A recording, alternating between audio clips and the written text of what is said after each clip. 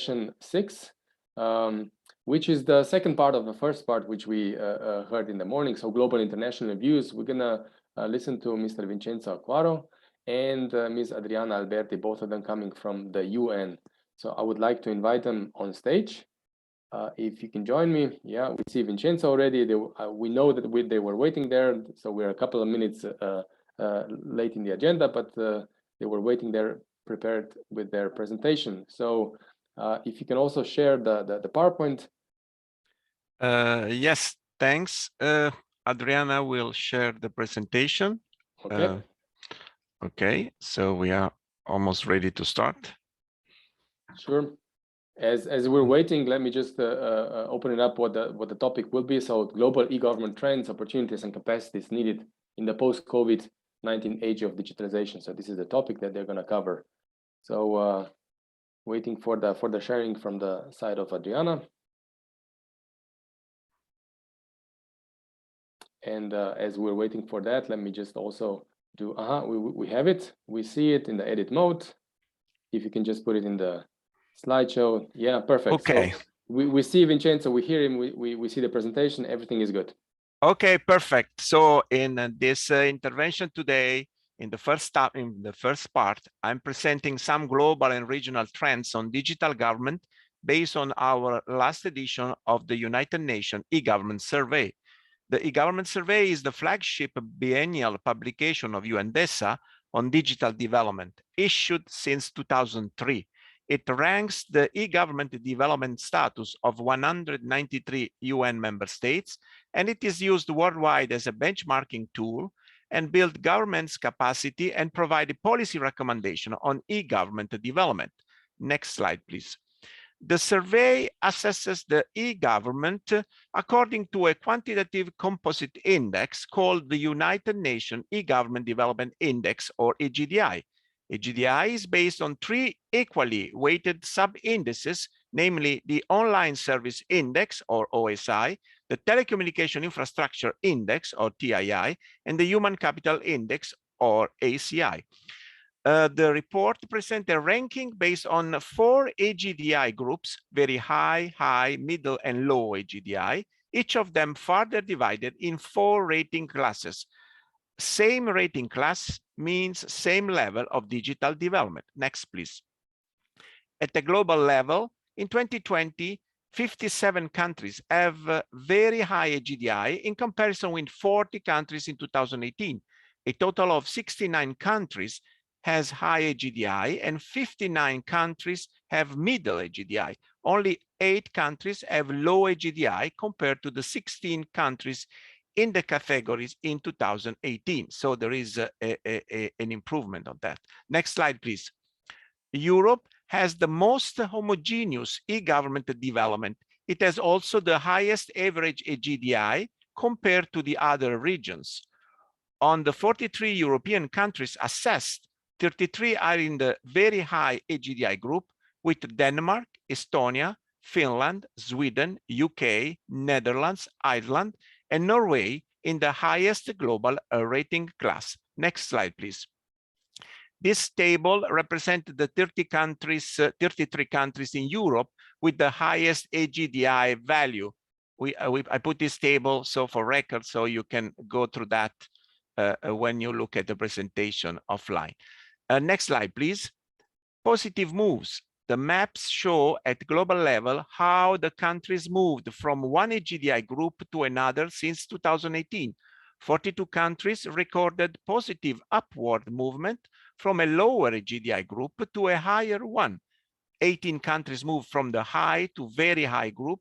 16 moved from the middle to the high, and 8 moved from the low to the middle compared to 2018 assessment. In Europe, Czech Republic, Bulgaria, Slovakia, Latvia, Croatia, Hungary, and Romania moved from high to very high AGDI in 2020. With the 34 new entrants, there are now 126 countries in high and very high AGDI. That is about 65% of all member states in the world. Next slide, please. The global and regional distribution of AGDIs is presented in this chart. The global average AGDI continues to rise. reaching 0.60 in comparison with 0.55 in 2018. Europe remains the leader in the e-government development with an average value of 0.82. Asia increased its average GDI by 10%, becoming the second most advanced region in the world in e-government development. Asia has further distinguished itself as the region with the highest number of countries that significantly improved their GDI, with Korea, Singapore, and Japan in the group of the world leaders. For Americas, 7 countries are in the very high GDI group, with the United States in the highest rating class, followed by Uruguay and Canada. It is worthy to notice the significant improvement of Latin America as a whole. It is also worthy to notice that Africa and Oceania made notable progresses, having increased their GDI value by 14%, but the average GDI value for Africa is still far below the global average, and the region at a glance continue to face serious gaps in digital development. Asia and Africa are also the regions with the most uneven distribution of eGDI. The wider is the distribution and the higher is the digital divide in that region. In Oceania, while Australia and New Zealand are in the top world group, the region have an average GDI value substantially lower than the global average. Next, please. And so to conclude, we still have the world divided in 2 blocks, with the average GDI for more than 50% of the countries well below the global average of 0.60. Next slide, please. So digital divide continues to persist, and in post-COVID pandemic can even be wider. Why the differences in GDI points to persistent challenges that continue to undermine the efforts for development of the country's special groups, and in particular, the least developed states. While developed countries that already have technical, financial, and skilled human resources experience the benefits of digital transformation, many other countries are potentially left behind, adding another dimension to the already widening digital divide. Africa is still the region of the world that suffers the most of the digital divide compared to the other 4 regions, as graphically shown by the arrows in this chart. Please click. Next, yes. The COVID-19 pandemic has emphasized the importance of digital transformation, but also the pivotal role of an effective, inclusive, and accountable governance. So in the second part of this presentation, my colleague Adriana Alberti will cover this aspect as well as other important aspects. So I leave the floor to my colleague Adriana. Adriana.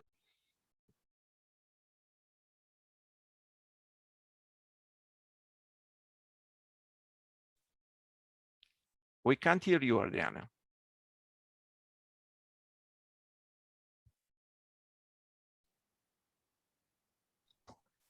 Can you hear me? Now it's good. We can see you, we can hear you. So you can continue, Okay, very Adriana. good. Thank you very much. So good afternoon and congratulations to the government of Slovenia for this excellent meeting, rich of content and very good examples.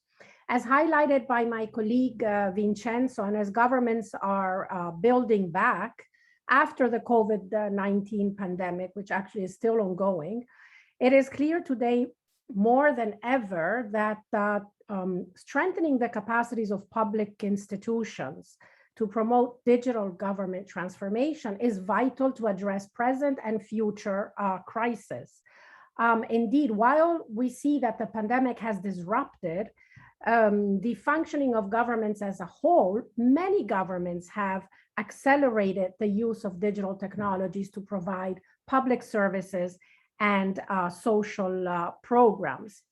I would like to mention the 11 principles of effective governance for sustainable development that were developed by the UN Committee of Experts on Public Administration, which highlights that a competent public sector invests in digital government, and a human-centric digital government that is focused around the needs of users is essential to increase trust in government. That is why I think the topic that was chosen is extremely important, focusing on the human-centric dimension. Building trust to improve people's experiences with public institutions and basic services is also one of the tenets of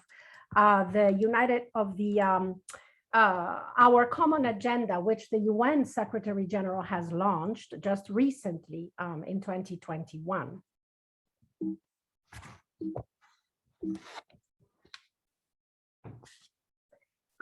As we all know, the pandemic has exposed profound inadequacies in the existing systems and inequalities within many societies.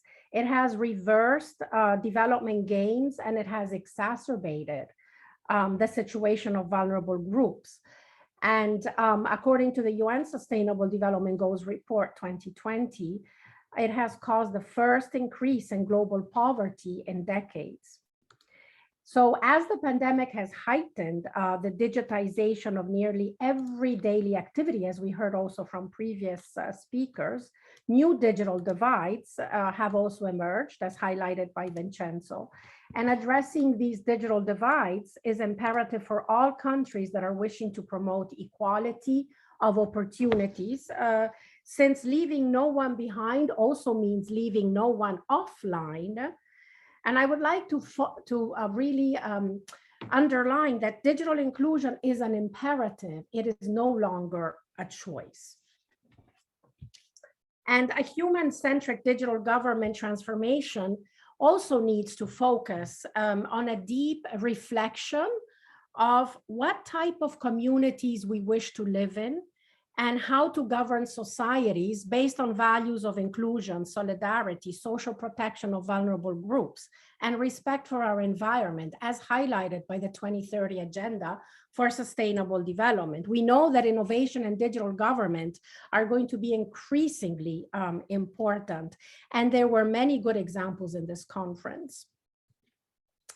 So what new capacities, mindsets, competencies are needed? We know that there is a need for a more agile, collaborative, tech-savvy, data-driven, and human-centric public service. This is needed to build future readiness, inclusive policies, and responsive services to reduce inequality. Capacities for co-creation, co-production, we already heard that from previous speakers, through collaboration, especially with vulnerable groups, including persons with disability, older persons, and others, is essential to recover from this crisis and mobilize technical and financial resources, including through partnerships with the private sector and civil society. Capacities for system thinking, risk management, strategic planning and foresight, as well as a data-driven culture in the public sector are more than ever necessary. So we know that strengthening transformational leadership and digital capacities is essential. And we also heard throughout the presentations that mindsets matter. And therefore, I'm very pleased to also share with you that UNDESA has worked with schools of public administration to define mindsets that are related to institutional inclusiveness, effectiveness, and accountability. And we know that changing norms and adopting new technologies to ensure that institutions are effective is not enough. So changing mindsets, that is to say, beliefs and attitudes and worldviews, is very important, and it should apply not only to public servants, but to society as large. And mindsets must go hand in hand with new competencies, which call for specific knowledge, skills, and attributes. And some of the mindsets are interlinked and interrelated. A digital mindset is essential for its cross-cutting. So it's essential for inclusiveness, effectiveness, and accountability. But other mindsets are equally important, including an ethical mindset, a collaborative mindset, which is needed to promote interagency collaboration, as well as an empathic mindset to feel the experience of users, an agile mindset. All of these are extremely important and should be taken into consideration when promoting digital government transformation. And so here you can see some of the mindsets and the digital mindset, what the beliefs, attitudes, and competencies are. So according to the findings of that 2020 UN government survey, building individual capacity for digital government transformation requires a few ingredients, and these were noticed in the most advanced countries. So first, it's ensure leadership commitment at the highest level to digital government transformation. The second is enhancing digital literacy of senior and middle level government officials, instilling new mindsets and competencies through ongoing training programs. Creating multidisciplinary and multi-sector teams. And for example, many advanced countries have included in their teams anthropologists, sociologists to better understand and respond to the needs of people, and particularly vulnerable groups, attracting the best digital talent in the country, developing clear career development paths and succession planning, ensuring a high ratio of ICT experts vis-a-vis other experts in government, and ensuring safe spaces for innovation and experimentation. And we already heard about many good examples of GovTech for startups and innovation labs, which have been increasing. And to promote digital inclusion and ensure that more people can benefit from digital government, many governments now focus on providing opportunities for digital literacy, training, quality, and education, and also access. So based on the 2020 e-government survey, in 91 states, vulnerable groups can have free access to online government services through kiosks, community centers, post offices, libraries, public spaces, or free Wi-Fi. And many of the most advanced countries are moving to an omni-channel service delivery, which addresses all types of channels to reach those who are furthest left behind. Also, 107 countries offer a help link, and the number of countries with at least one service for vulnerable groups per region has increased around the world. And digital capacities at societal level can be developed in many ways. And we have seen throughout different countries that there can be civil society organizations, hackathons, awareness raising workshops for uptake of services, training, informational meetings with an array of stakeholders. So I would like to mention that UNDESA's e-government survey can help as a reference, as my colleague already mentioned, on how to promote digital government transformation and develop capacities. Several innovative cases of how governments have used ICTs to address the COVID-19 pandemic are also featured in a UNDESA compendium on digital government initiatives in response to the COVID-19 pandemic. Likewise, UNDESA has also developed a curriculum on governance for the Sustainable Development Goals in collaboration with schools of public administration, which contains ready-to-use and customizable training material for the implementation of the SDGs. These are available on the UN Public Administration Network, UMPAN website. And they addressed issues such as risk-informed governance and innovative technologies for disaster, risk reduction and resilience, innovation and digital government for public service delivery, e-government for women's empowerment, but also other topics such as changing mindsets and transparency.